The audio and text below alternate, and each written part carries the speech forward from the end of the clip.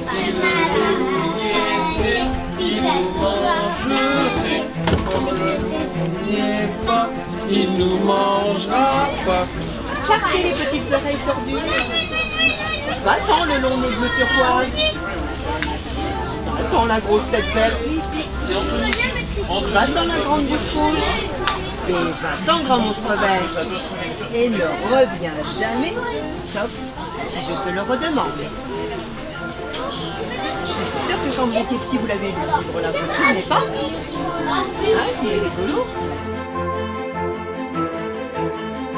On se retrouve là devant les immeubles du quartier Saint-Michel-Jéricho. C'est la 3e année consécutive à laquelle nous participons à cette grande opération du livre sur la place et le livre dans le quartier. Voilà. Donc vous avez là une bonne vingtaine d'enfants qui sont là, qui sont bien sagement assis sous les cabanes végétales cette année. L'année dernière, on avait des yourtes et des tipis pour écouter des histoires qui sont lues par des bénévoles.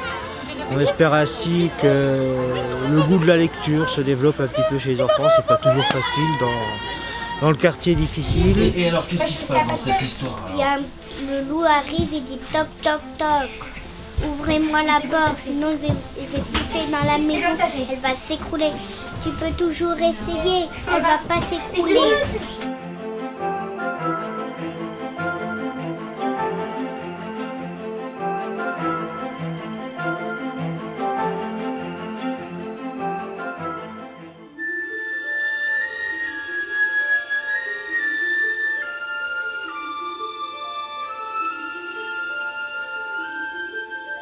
J'espère que je serai à la hauteur de la tâche qui m'est impartie. C'est jamais très facile de rencontrer des gens pour parler de choses aussi personnelles que l'écriture. Mais en même temps, c'est très excitant, puisque tant qu'on écrit le livre, on est dans la solitude la plus absolue.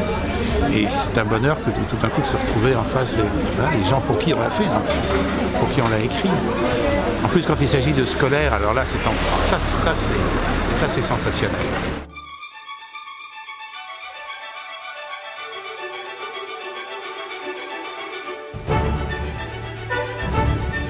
Des élèves de CP et il y en a d'autres de CM1, c'est ça? CE2. Il y a toutes les classes alors? Oui. Parce que mon fils, il disait toujours non. Alors c'est pour ça que j'ai écrit cette histoire pour vous. Alors est-ce que certains d'entre vous l'ont lu? Waouh! Est-ce que vous disiez aussi toujours non? Oui. Alors ceux qui disent non, c'était l'histoire d'un petit garçon qui allait à l'école et à qui on volait son goûter. Et alors il menait une enquête, il cherchait partout dans l'école. C'est Jérémy? Oui. Et ben voilà, je savais pas qui était le... Et alors je vais écrire l'histoire, donnez-moi l'idée. Finalement cette rencontre elle est bien pour moi.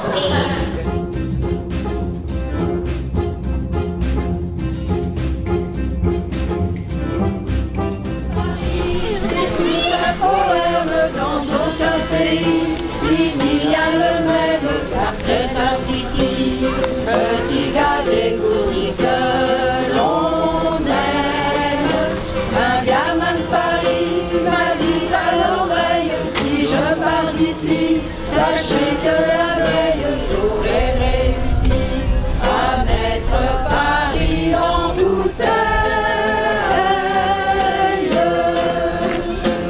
Je suis ému et impressionné par tout ce qui a été, fait, ne serait-ce qu'autour des livres, ce qui a été fait autour par les bibliothécaires, par les enfants. J'ai eu la chance, vous savez, si je suis là devant vous, c'est que j'ai rencontré quelqu'un comme vous, comme tous ces bénévoles qui s'occupent de ces gamins qu'on dit un petit peu difficiles ou un petit peu particuliers. Moi j'étais un gamin un petit peu difficile, comme disait, et j'ai eu la chance de rencontrer un instituteur auquel je rends hommage dans mon livre Le Chant de Personne, Monsieur Brûlé, qui a compris que derrière ce petit camp, derrière ce monde un peu difficile, compliqué, il y avait peut-être quelqu'un.